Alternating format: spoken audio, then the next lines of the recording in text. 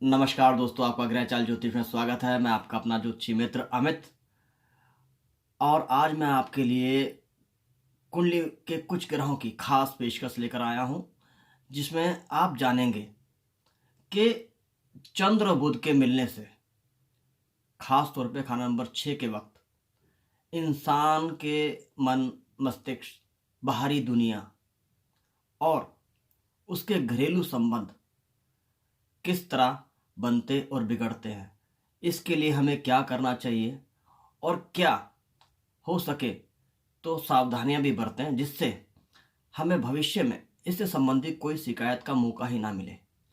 तो दोस्तों, मैं विषय को शुरू करता हूं, क्योंकि ये विषय बहुत लंबा है। इसके बारे में मौखिक रूप से बहुत कम बताया जा सकता है, किंतु लिखित रूप पर अगर कोई भी जानकारी है तो वो बहुत थोड़ी है पुस्तकों में। इसलिए इस पे गहन शोध करने के बाद कुछ दिमाग और मस्तिष्क से प्रभु की कृपा से आया है, तो आपको साथ मैं वो साझा कर रहा हूँ। आशा है आपको ये जानकारी अपने निजी जीवन में और कर्म क्षेत्र में दोनों के लिए ही लाभदायक होगी, तथा ज्योतिषी वर्ग के लिए ये विशेष तौर पर उत्साह भरी होगी, जिससे वो आसानी से इन दोनों ग्रहों की युति के कारण जन्म में फल, निशानियां या परिस्थितियों को जान सकते हैं। तो दोस्तों, मैं शुरू करता हूं। चंद्र बुध खाना नंबर 6, यानी चंद्र बुध खाना नंबर 6 का मतलब होता है भाव नंबर 6 में गुम नाम, क्योंकि चंद्रमा छठे होने पे नाम गुम हो जाता है। और खाली दिल, सिर्फ बुध अकेले छठे में, खाली दिल चंद्रमा के साथ, चंद्र और बुध के साथ। अब गुम नाम यानी खोया हुआ नाम, जो इंसान बना नहीं पाता। ठीक है जी। और खाना नंबर 6, और इसमें अगर बृहस्पति की मदद मिल जाती है, बृहस्पति खाना नंबर 3 में हो, तो ही चंद्र बुध को वो मदद दे पाता है। किस संबंध से? जब चंद्रमा के नामाक्षर का स्वामी माना है, यदि जातक का नाम चंद्र राशि, जो कि चंद्रमा अब दिल तो माना है, परंतु धड़कन बृहस्पति जमा केतु दोनों की होगी, और उसका असर भी साथ ही मिलेगा, दोनों का एक साथ। दिल पर राज अब बुध के दिमाग पर राज करेगा, जो दिल के चैन, बेचैनी करने के लिए राहु और केतु के साथ मिलकर साजिश करता होगा। इसमें मैंने पहले बताया है, दिल पर राज, यानी यह वाक्य अलग है। अब बुध के दिमाग पर होगा, जो दिल को बेचैन और चैन करने के लिए राहु सोच, केतु उसकी गति के साथ मिलकर ही कोई साजिश या फल या स्थिति परिस्थिति को जन्म देता है। जब भी बुध के साथ राहु होगा तो दिमागी तौर पर उलझनों का वक्त बेवक्त जातक के सिर पर जरूर पड़ता होगा। यानी जब भी कोई ये स्थिति बनती है तो लगन हमेशा प्रभावित होगा। लगन में बैठे हुए चाहे ग्रह ही कितने ही सहयोगी हों या शत्रु हों या परस्पर समान शक्ति या रुतबे के हों। अब दिमागी घोड़े चंद्र बुध का दौड़ना, दिमागी घोड़े चंद्र बुध राहु और केतु का दौड़ना चंद्र बुध की आपसी सहभागिता का दौर होगा। चूंकि बुध के वक्त में तो चंद्रमा दिल की भावना के दौर को दर्शाता होगा, जिसमें वक्त की बहसी का मुकाबला, बेहयाई का मुकाबला करने के लिए दोनों का सहयोग भरा हुआ योगदान होगा। इसमें आप एक वाक्य भी और जोड़ सकते हैं, जिसमें मैंने बहसी या जैसे बोला है बेहयाई, इसे आप बेरहमी भी कह सकते हैं। विषय को आगे बढ़ाते हैं दोस्तों। इस खाना नंबर में, यानी खाना नंबर 6 में अमन बुध वक्त बातों की कलाकारी में चंद्रमा की जनता व पारिवारिक तौर पर जैसे पहले संबंध बनाता है, यानी दिखावटी संबंध सिर्फ मुंह जवानी वाले होते हैं, बाकी उसके दिल में कुछ और होता है, सोच में कुछ और होता है। वो सिर्फ मुंह का ही मीठा होता है, क्योंकि जबान के साथ चंद्रमा है, तो बातें दिल को छू लेने वाली करता है। ऐसे लोगों से बचना चाहिए जो सिर्फ दिखावे के तौर पर आपके साथ जुड़े हुए हैं, सिर्फ आपकी भावनाओं के साथ खेलने के लिए। ऐसे लोगों को चंद्र बुध केतु की युति से नवाजा जाता है या कहा जाता है। इनके परस्पर योगों से यही वाक्य जन्म लेता है। अब अपने छुपे हुए इच्छा लाभ यानी अपनी इच्छाओं के लिए, मतलब खाना नंबर 11 का भी इसमें संबंध आ जाता है, को पाने के लिए प्रयासरत होगा। अब दोस्तों खाना नंबर 11 कैसे इसमें आ गया?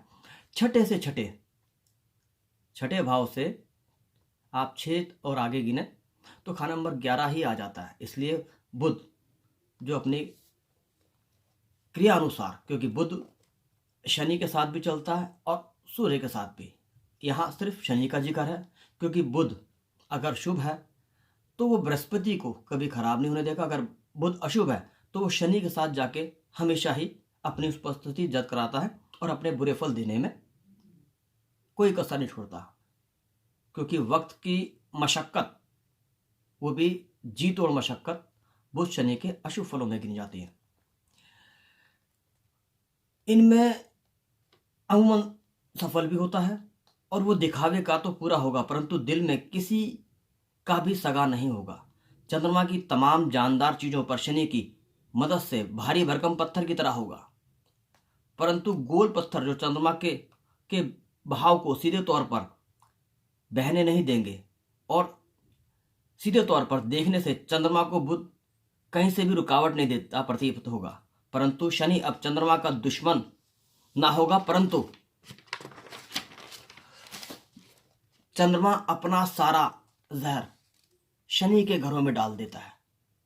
यानी चंद्रमा अशुभ, पैसों की कमी, मन में बेचैनी और घर परिवार में धन की कमी, क्योंकि याद रखिए खाना नंबर 2 में चंद्रमा उच्च होता है तथा खाना नंबर 4 आपका दिल होता है। इन सब में चंद्रमा का बुरा असर जो होगा वो शनि के घरों में डाल देता है। और शनि के जो घर होते हैं, पहला घर 10वां घर, दूसरा घर 11वां घर, और शनि उच्च होता है 7वें घर में। तो दोस्तों इन तीनों घरों में ही चंद्रमा का प्रभाव जाएगा। यानी कोई भी काम अगर आपने किया होगा तो सामने वाला आपको पैसे देने में कोताही बरतेगा या वक्त की बेरहमी के कारण वो आपको पूरे पैसे नहीं दे पाएगा या पैसों के इंस्टॉलमेंट बन जाते हैं। चूंकि खाना नंबर 6 में बुध छुपे तौर पर निंदा आदि करता होगा, परंतु सीधे तौर पर चंद्रमा से दुश्मनी नहीं करता होगा, जिसकी वजह से चंद्रमा अब शनि को अपनी मौजूदा हालत के लिए जिम्मेवार मानकर उससे दुश्मनी करता होगा। दोस्तों ज्योतिष के पूरे समीकरण मैं आपके सामने पेश कर रहा हूं, कृपया इन्हें ध्यान से सुने, अपने मस्तिष्क में डालें और हो सके तो इन्हें नोट डाउन जरूर करें तथा हमें बताएं कि ये समीकरण आपके जीवन में किस तरह से भूमिका निभा रहे हैं, चाहे शुभ में चाहे अशुभ में। विषय को आगे बढ़ाता हूं दोस्तों। खाना नंबर 6 के वक्त बुध मंदे समय का होकर, यानी बुरे वक्त का होकर, अब गुजारे भत्ते के लिए मेहनत मजदूरी के कामों में धकेलने के लिए पूर्ण रूप से जिम्मेदार होगा। क्योंकि बुध अशुभ होगा तो शनि का जो सामने वाले से मिलने वाला पैसा है वो आपको नहीं देगा, क्योंकि बुध शनि का योग मैं पहले ही बता चुका हूं, चंद्रमा को खराब करता है। बुध खाना नंबर 6 अब शनि मंदे की गहरी व अंतहीन चालाकी, फरेब, चंद्रमा स्वरूप दिल को तब तक धोखा देती रहेगी जब तक उसकी जमीन जायदाद तिजोरी के खजानों पर खाली बुध का राज स्थापित ना हो जाए। यानी तब तक वो धोखा देता रहेगा आपको जब तक आपके पास से वो अपने सोचे हुए निश्चित पैसे वो निकाल नहीं लेता। चाहे वजह या परिस्थिति वो कुछ भी बनाए आपके लिए, लेकिन वो आपसे पैसा जरूर लेके रहेगा। दोस्तों विषय काफ़ी गंभीर है, इसकी गंभीरता को समझिए और अपने जीवन में इस तरह की घटना को ना घटने दीजिए। अब इस पे एक लाल किताब की कहावत है जो मैं आपके सामने बोल रहा हूँ, जो निकले मुंह से वाक्य चाहे वो अच्छा हो या बुरा। अब अच्छा होगा तो बुध अच्छे की निशानी, चंद्रमा अच्छे की निशानी, किंतु अगर वो बुरा होगा तो ये दोनों ही ग्रह खराब फल के होंगे। जुबान मीठी तेरी, भला दूसरों का होगा, यानी मीठी जबान वालों को कम से कम आप मीठा जरूर खिलाएं, या ऐसी जुबान वालों को जो हमेशा ही आपकी बुराई करते हैं उनको भी मीठा दें, क्योंकि दोनों सूरतों में इन हालात को पकड़ना बड़ा मुश्किल हो जाता है। इसलिए इन स्वभाव के सभी जातकों को या इन स्वभाव को बोलने वाले लोगों को आप कम से कम हमेशा मीठा ही खिलाएं, ताकि कि आपके लिए अगर बुरा बोले तो वो पूरा ना हो, क्योंकि इसे मंगल रोक देगा, क्योंकि बुध और मंगल आपस में दोस्त नहीं है।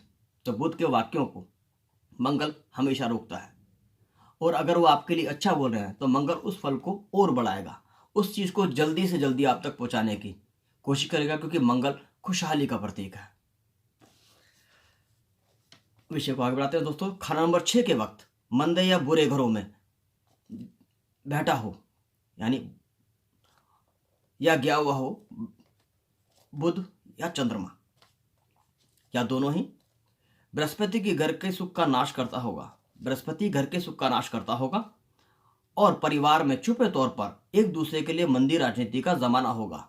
इसका मतलब यह है दोस्तों, जब वे चंद्र बुध मिलेंगे तो बृहस्पति हमेशा ही, चाहे कितना भी उच्च का हो, वो आपको हमेशा ही मंदे फल देने में कोई कोताही नहीं बरतेगा। इसकी पहली जाहिरदारी, मतलब इसका पहले ही बार पता चलेगा आपको अपने पिता से, बड़ों से, जो आपकी हर बात को काटते होंगे या आपके हर फैसलों पर आनाकानी या गुस्सा करते होंगे, मनाही करते होंगे। ऐसे वक्त में बुध को मंदा या मंदे घरों में कर देना। अब खास बात यह है कि अगर आप ज्योतिष से जुड़े हुए हैं या आप स्वयं ज्योतिषी हैं, अगर आपने अपना बुध उपायों के द्वारा अशुभ किया है या उन्हें ऐसे घरों में भेज दिया है जहां पर वो चले तो गए हैं किंतु बुध वहां शुभ नहीं है, चाहे भले ही आपने बुध की शुभ चीजों को उस घर में डाला है या उपाय किया है, मगर बुध को शुभ करने की जो सबसे बड़ी गारंटी होती है वो होती है चंद्रमा। अगर आपने अपने चंद्रमा को ही ठीक नहीं किया तो बुध ठीक नहीं होगा, क्योंकि दिल जब तक शांत नहीं होगा, दिमाग राहु के जाल में और केतु की रफ्तार में फंसकर खामा में भागा दौड़ी में सोचता रहेगा।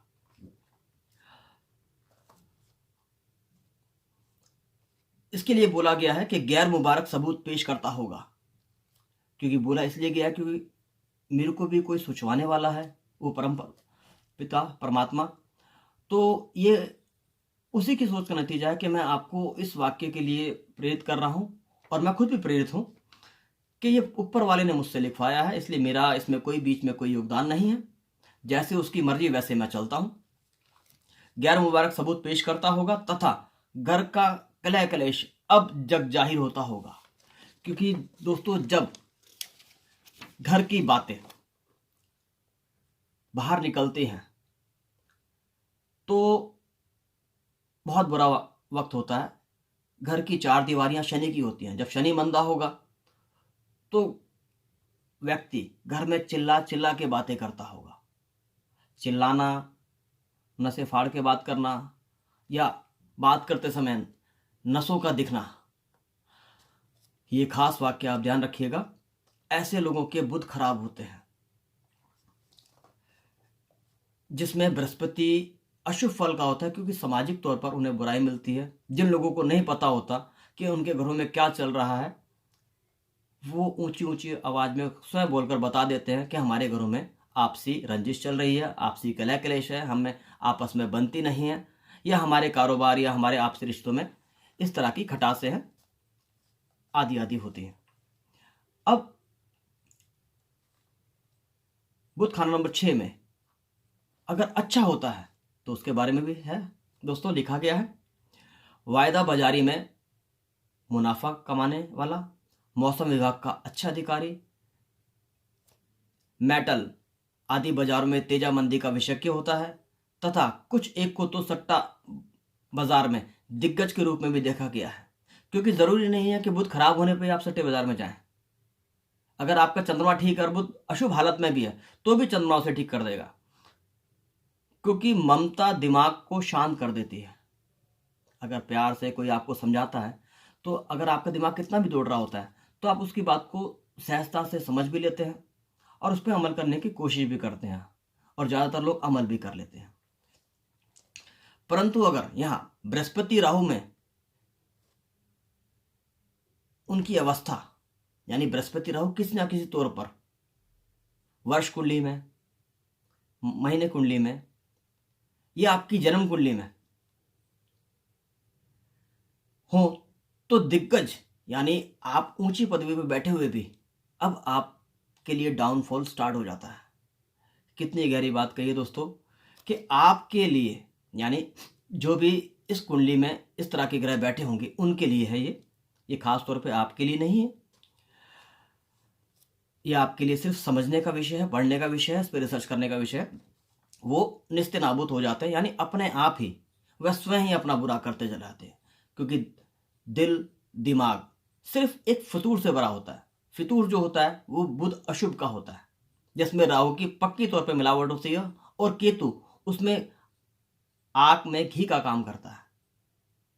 यानी उस फितूर के साथ ही आप अपने फैसले को, अपनी जिंदगी को आग में झोंक देते हैं और इंसान ऐसे टूट के बिखरता है, या उसका परिवार या उसके हालात जैसे मोतियों की माला टूटकर बिखर जाती है। तो दोस्तों, इस स्थिति से बचने के लिए कृपया बहुत सावधानी बरतें, क्योंकि जब तक आपका दिल आपके साथ है, यानी जब तक आपका मन संतुष्ट है, चैन में है और आप में आत्मविश्वास है, चंद्रमा आत्मविश्वास का सबसे अच्छा कारक है, किंतु अकेला चंद्रमा नहीं, इसमें बृहस्पति और चंद्र दोनों होने चाहिए शुभ। जरूरी नहीं है कि वो उच्च ही हो, तो ही ये स्थिति आप कंट्रोल में कर सकते हैं। जिनके दिमाग अगर बहुत ज़्यादा चलते हैं उनके चंद्रमा अक्सर खराब ही मिलते हैं। जो बहस पर आ जाते हैं, तर्क को वितर्क तक ले जाने में जो सक्षम लोग हैं, जो ऐसी स्थिति के विद्वान हैं, वो लोगों के चंद्रमा अक्सर खराब होते हैं। तो दोस्तों, आज की इस वीडियो में चंद्र बुध का ये प्रथम अध्याय यहीं समापन करता हूं। आपसे फिर मुलाकात होगी इसके दूसरे अध्याय में। तब तक के लिए मुझ अमित सागर, यानी आपके ज्योतिष मित्र को आज्ञा दीजिए, और हमारी नेक्स्ट वीडियो इसी पर आधारित है, क्योंकि मैं आपको बता चुका हूं द्वितीय अध्याय। फिर इसे देखना ना भूलिएगा। तब तक के लिए नमस्कार।